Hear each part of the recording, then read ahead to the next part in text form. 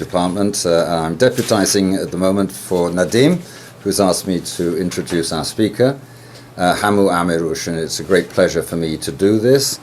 Hamou Amirouch is Algerian from the region of Kabylia, the region of the largest and I would say the most important Berber population in Algeria, a region that I've taken a long interest in. He fought in the Algerian Revolution. He joined the National Liberation Army as a young man and fought in what was known as Wilaya 3, the third military command covering the Kabylia region, and was private secretary to the commander of that region, Colonel Amirouche Since, no relation, but a legendary figure, one of the great legends of the Algerian War, Colonel Amirouche.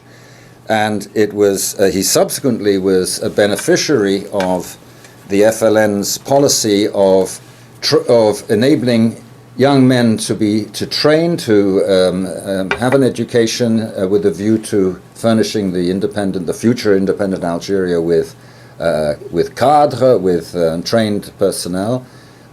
This was a policy that the guerrilla commanders themselves promoted, notably Colonel Amirouche, and it was through that Hamou went to Tunisia and secured some training there, and then came to America, once again as a beneficiary of this far-seeing policy, and discovered America before the end of the war, 1 month before the ceasefire, I recall you saying last night.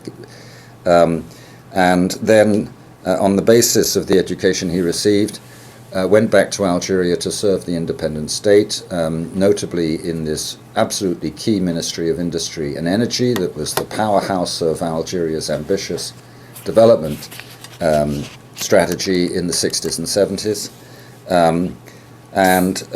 But then, as you know, Algeria went into crisis at the end of the 80s, and in the early 90s, Hamou came to America and has been based here since then, since 1994.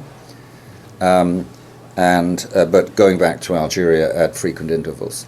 Yesterday he gave us an account of the revolution and his own experience and his perspectives of that. Today he's going to be giving, in a sense, a revolutionary's view of contemporary Algeria and of if you like, the syndrome of Algerian politics up to and including the current situation.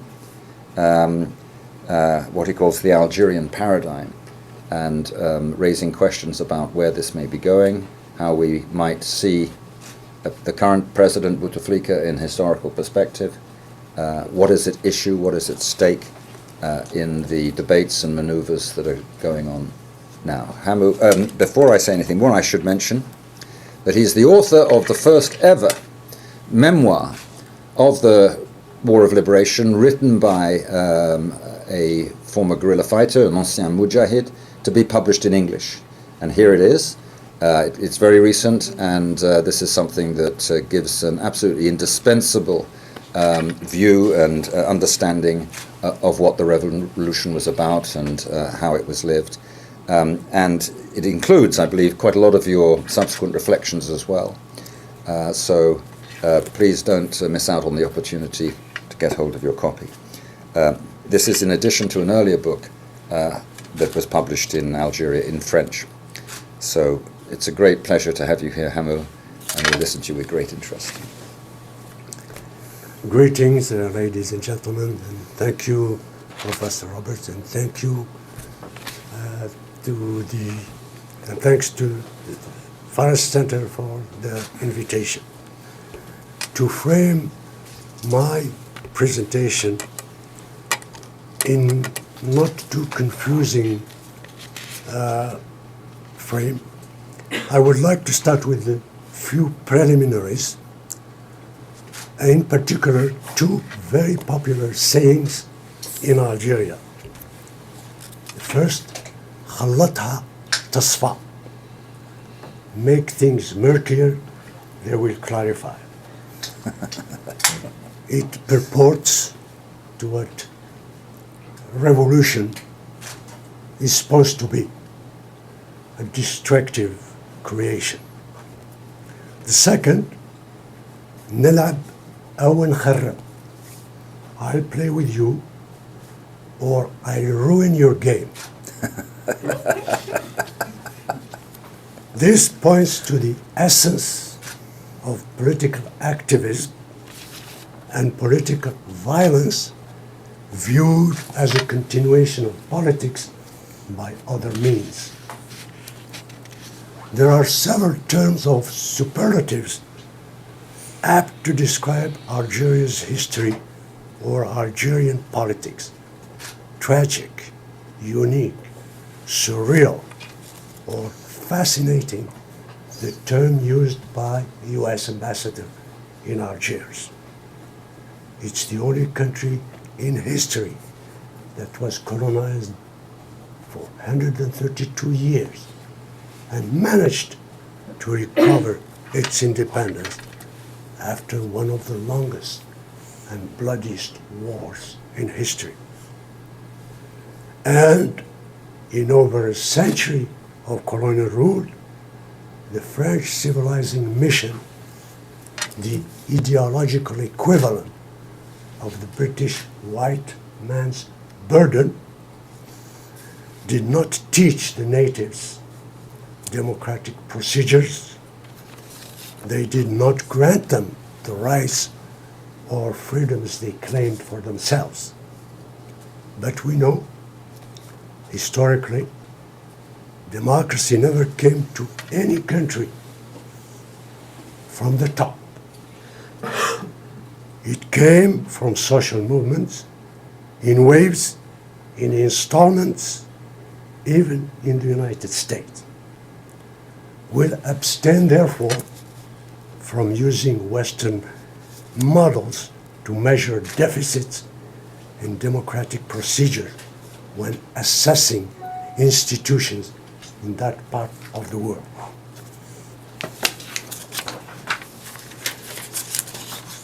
So much for the preliminaries.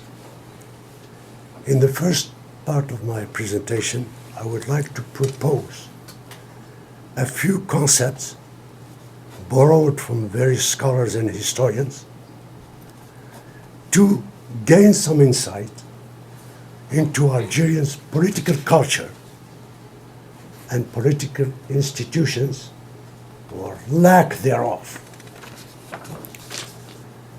Algeria was the first country in the Maghreb to experience with the worst system of government, except for all the others, to quote Churchill, in December 1991. So, the second part of my presentation will attempt to answer the following question. Why were those elections aborted, with the West looking the other way? And what lessons have we learned or failed to learn? Since independence in 1960, Jesus Christ. Sorry. No, this is. Oh, I thought it was mine. Maybe it was mine. At least it's not mine. It's our son from Nairobi. Oh. That's what I was going to You could listen in if you want. Yeah. So, the second part of my presentation will answer the question again, why were those elections aborted, and what can we learn from the experience? Since independence in 1962, we can say that the pattern of Algerian power politics fits the following model. The president is appointed by the army and therefore cannot avail himself of a popular legitimacy. If he attempts to win one at the expense of the military, he is either overthrown or assassinated. As he took over in 1999 as the only candidate, the sitting president, Abdelaziz Bouteflika, declared that he did not want to be 3/4 president. The third part of my presentation will try to answer the following question. After 3 terms in office, has he managed to become a 4/4 president? Last, the revolt in Algeria, although subsiding, began with the collapse of the oil prices in 1986. Does the steep increase in the oil prices spell trouble for the regime, or it would be success?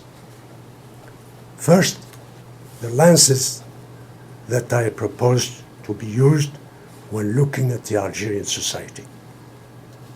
Imitation, taqlid. According to Ibn Khaldun, a subjugated people always imitates the customs and institutions of the victors. Why? Essentially because of a psychological reluctance to impute the victory of the enemy to superior morale or courage.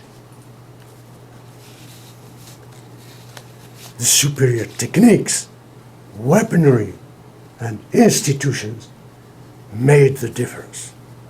If imitated, those institutions would guarantee equal success.